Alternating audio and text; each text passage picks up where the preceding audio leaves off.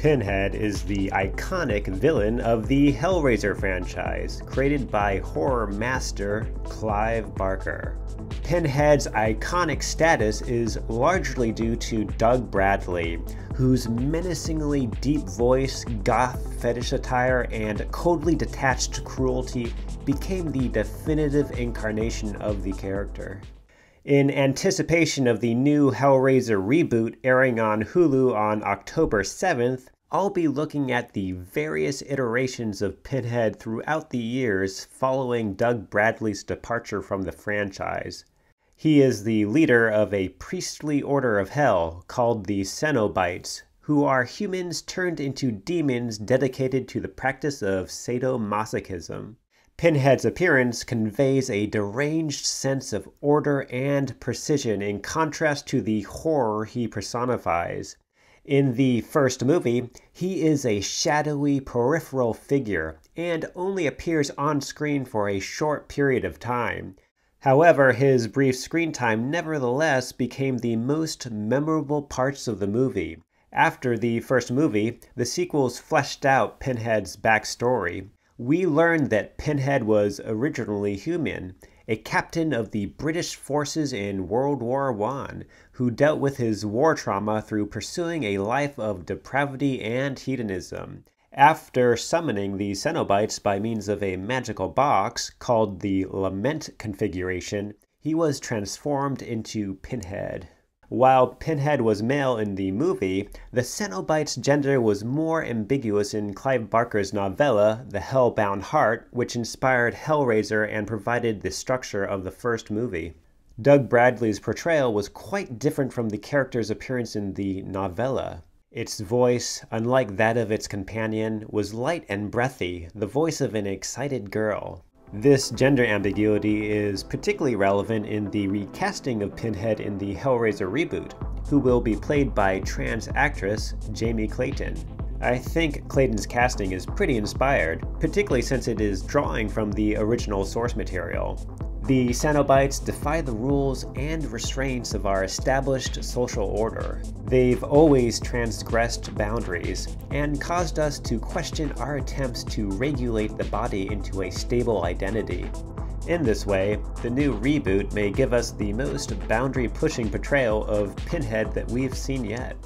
Hellraiser Origins. In 2013, a concept trailer was released for a new Hellraiser reboot, titled Hellraiser Origins. This reboot never saw the light of day, since the studios didn't get behind it. But it's worth mentioning for its bold reimagining of Pinhead, who is played by John Roberts in the trailer. Concept artist Paul Gerard created the concept for the reboot as well as redesigned Pinhead. His vision of the Hellraiser universe is at an epic scale not seen before in the franchise. The new costume radically changes the original design in several ways. The white face paint is removed, while the nail incisions to his head are less precise and noticeably gorier. He is also shirtless, which exposes more the mutilated, flayed skin to his chest and rib cage. He also wields a black sword, which gives some serious warrior or executioner vibes. I like how this Pinhead looks more rugged and disheveled, while still preserving the stylized goth elegance and obsessive sense of order associated with these Cenobites. I would have loved to have seen Paul Gerard realize his vision for the franchise. Just the sheer scale of his concept for Hell was far more intriguing than any of the lackluster Hellraiser sequels, at least after the first two movies. Hellraiser Revelations. Released in 2011, Hellraiser Revelations is seen by many as the worst film in the franchise, and, I can't argue, the movie is pretty terrible. Doug Bradley declined to reprise his role as Pinhead, and I can't really blame him.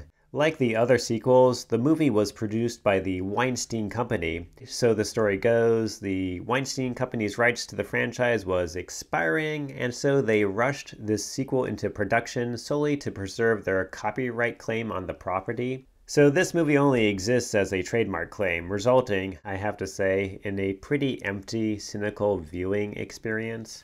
Actor Stephen Smith Collins takes over as Pinhead, while his voice is dubbed over by Fred Tatasciore. So the plot of this movie is that Pinhead and the Cenobites are summoned by a teenage boy, Nico, and they take him into hell to be tortured.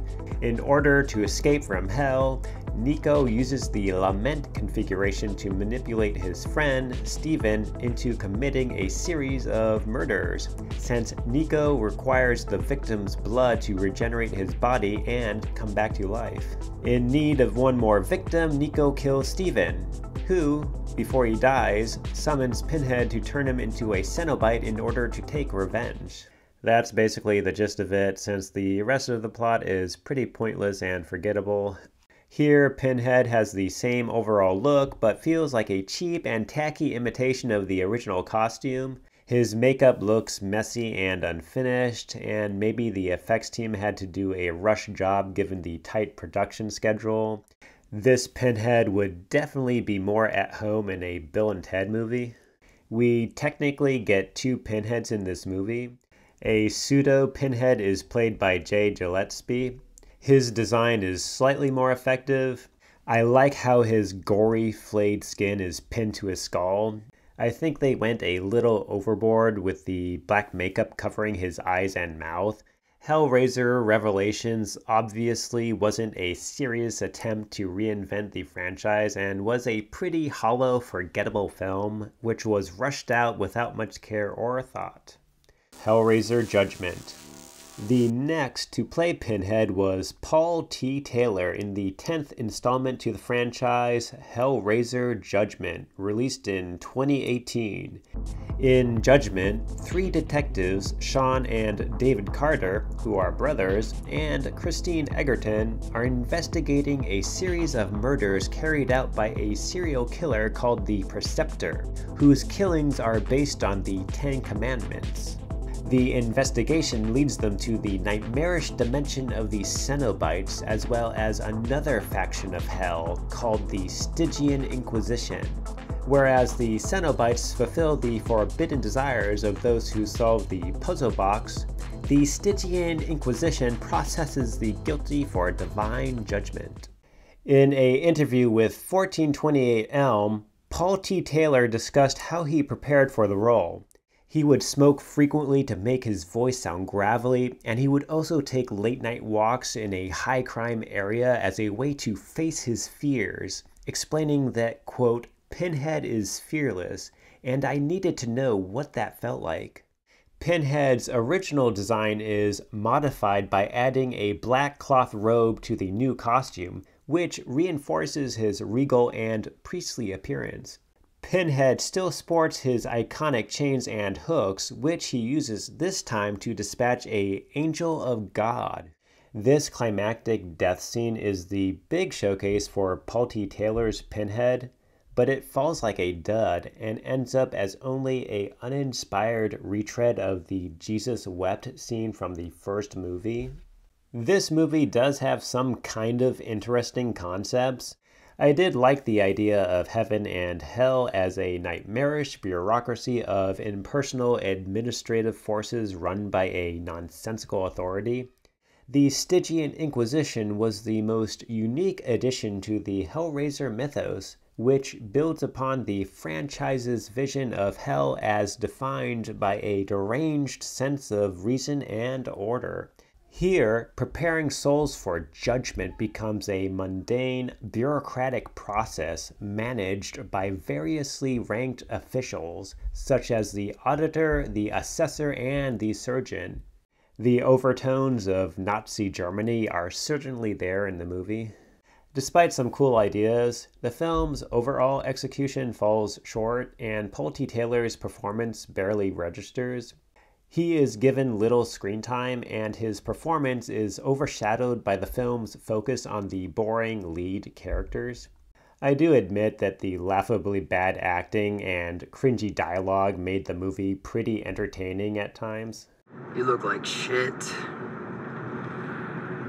What'd you do last night? Wonderful. Yeah. I had a great time last night. Thank you for asking. And these characters are supposed to be brothers, which makes the scene even more awkward. I mean, I'm not convinced that they even know each other. I do respect Paul T. Taylor for his dedication to the role. He has a softer voice, but it goes with his version of Pinhead, who is less ostentatious than in previous iterations of the character. He is cold and detached, preferring to operate behind the scenes and run his dominion of pain and suffering in the shadows. Taylor plays Pinhead like a cold-hearted bureaucrat in the spirit of Eamon Gaith in Schindler's List, played by Ralph Fiennes, one of Taylor's inspirations for the role. Still, I did not find this version of Pinhead as a particularly forceful or memorable presence, mainly due to a meandering plot full of cliches and borrowed ideas from other better movies. Doug Bradley's Pinhead still remains the classic version of the character.